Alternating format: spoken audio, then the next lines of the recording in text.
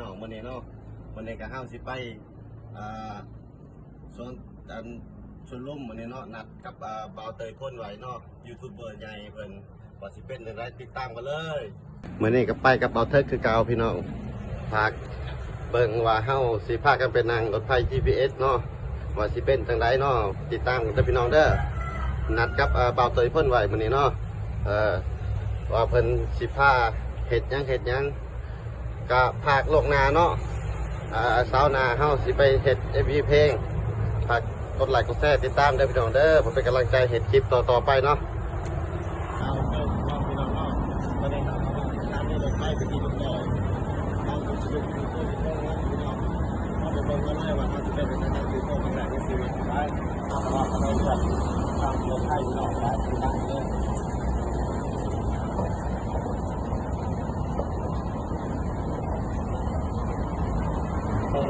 เอาขึ้นมาบอกทางเขาได้ไปก่อนเลยเนาะเอาไปซื้อโต้ว่าไปขายด้วยกันเอาไปซื้อโต้ด้านหน้าพี่น้องเอาไปเลย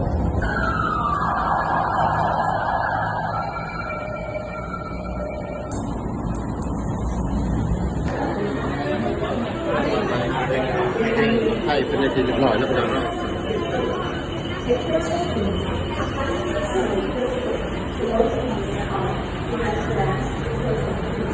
ตอนนี้เรากำลังนั่งอยู่รถไฟนะครับเราก็เดินทางไปบ่าวเตยพ่นนัดพอกันตอนนี้ไปบัตรก่อนโอเคเจอกัน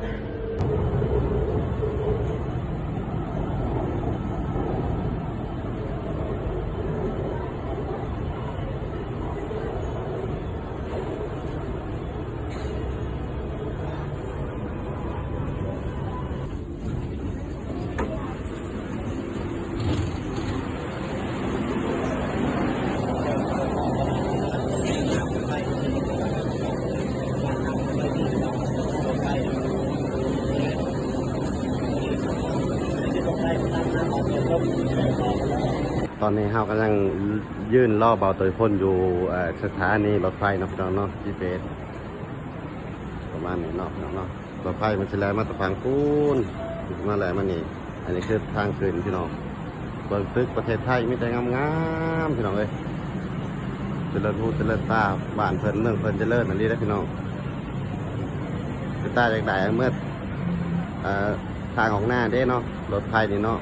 จากไหนสถานีรถไฟนี่ไม่ว่าอยู่บ้านนอกก็สิดีพี่น้องเดี๋ยวจะพาไปบนตึกสูงๆงามๆพี่น้องทางรถไฟเนี่ยมันแลนประมาณมุงตึกอยู่5 ชั้นหรือ10 ชั้นความสูงรางรถไฟเนาะพี่น้องเนาะมันแลนมาเนาะตึกสูงงามพี่น้องโอเคเนาะพี่น้องเนาะรอเบาตัวเพิ่นมาจากโคเนาะเดี๋ยวจะอัปเดตในต่อไปตอนนี้บ่าวเทิกเพิ่นก็มาหอดเพื่อแจ้งเรียบร้อยเนาะพี่น้องเนาะไปซื้อโตมายังรอแต่บ่าวเตยพ่นถึงได้บ่าวเทิกนั่งรถไฟครั้งแรกนั่นสิโอ้ยสบายดีอยู่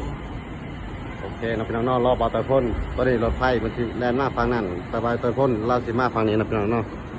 รถไฟกำลังมาพี่น้องว่าสิแมนคันนี้หรือบ่าวเตยพ่นนางมาไปรอติดตามกันเลยคันนี้ก็บ่แมนรถของบ่าวเตยพ่นนางมาเนาะพี่น้องเนาะเราก็ต้องรอเบาตัวเพิ่นต่อไปจากรอเบาตัวเพิ่นเท่ากับสิเขาไปหายังกินอยู่ในห้างสะดวกซื้อเนาะพี่น้องเนาะตอนนี้ก็เขามาห้างสะดวกซื้อหาซื้อยังกินอุ่นท้องไว้ก่อน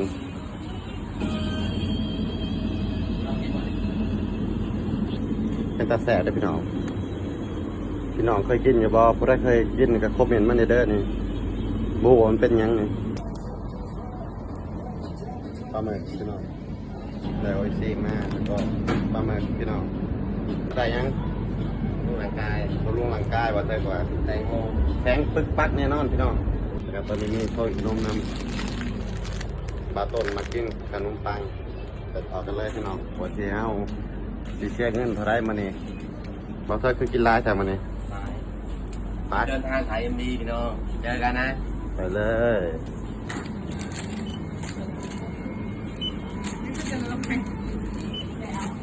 มาซื้ออาหารแหล่เรียบร้อยรวมทั้งหมดพี่น้อง122 บาทอันนั้นคนเดียวนี่ไปรอบอกพ้นต่อไปว่าเรามาหอดสายเลยพี่น้อง เป็นอะไรบ่เถิกอยู่บ้านเฮาเส้นทางรถไฟจังซีมีอยู่บ่ มีบ้านนอกบ้านนอกของไทยกับคนนี้ การหาเงินหาค่ำอยู่บ้านเฮามันเป็นอยู่จังไดเล่าให้ฟังแหน่ ทางก็ยังต้องยังเกียรติไทยทางน้อยไทยก็ได้สื่อกินไทยบ้าน แตกต่างกันแบบใดประเทศไทยกับประเทศลาวเฮา ๆต่างหลายแหละอยู่ในเมืองบ้านเฮาเหมือนบ้านนอกหาเสาวกินทำ แล้ววันนี้ FC เขาติดตามบ่าวเถิกนี่หลายนี่พากถึง FC จังได ทางทั้งยี่ที่กับเพชรนี่เด้อเพชรจืดต้นครับเพชรนี่เนี่ยทางติดตามไปเด้อพ่อแม่พี่น้องพี่ทั้งหลายสนับสนุนดันให้แม่ที่เป็นอยู่บ้านเท่ากับคือว่าลำบากเนาะมาให้เด็กไทยค่ะได้วันละ200-300ก็สูงไปทำการในการแท็กซี่นี่แหละ มื้อนี้พากบ่าวเถิกเพิ่นปิดคลิปให้แหน่ สบายดีเอฟซีทั้งหลายเนาะมื้อนี้ขอกระมุกขอบใจเอฟซีพี่น้องเฮาซอยกดไลค์กดแชร์เด้อเป็นกำลังใจให้เสียงที่ติดต่อไป สบายดีพี่น้อง